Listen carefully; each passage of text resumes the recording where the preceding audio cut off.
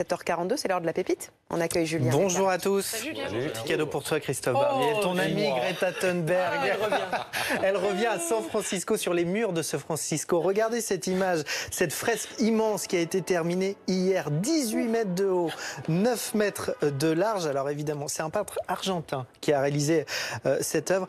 Alors évidemment, lui la soutient, mais certains y ont vu un échec. Regardez ces tweets. Certains ont vu une ressemblance avec Vladimir Poutine, puisque Greta Thunberg, c'est vrai que c'est quand même assez dingue. Ou encore la famille Adams. Alors je ne sais pas ce qui est le pire pour Greta Thunberg.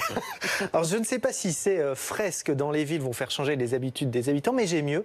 Regardez, dans les entreprises israéliennes, il y a un mouvement qui est en train d'être lancé. Ils ont placé des petites figurines de Greta Thunberg à chaque moment où vous êtes à ça de prendre quelque chose en plastique. Are you sure? Êtes-vous sûr? C'est évidemment ce qu'elle avait dit face aux Nations Unies. Comment osez-vous? Vous vous souvenez, elle nous avait lancé cet appel. Eh bien, quand vous allez prendre une petite cuillère en plastique, un gobelet, vous avez Greta qui vous envoie ce regard particulièrement charmant. Il paraît que ça marche. Une des entreprises interrogées par le site Insider a dit en effet, depuis qu'il y a ça, eh bien, les gens prennent moins de plastique. Génial. Content de ton petit cadeau? Ah bah au moins, elle est utile à la machine à café. Parce que tu aurais quand même pu lui en faire un.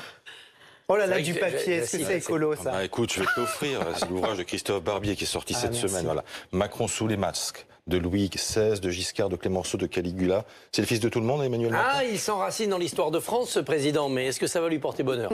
Sous les masques et sans écharpe. Ouais, ça c'est... Merci Julien.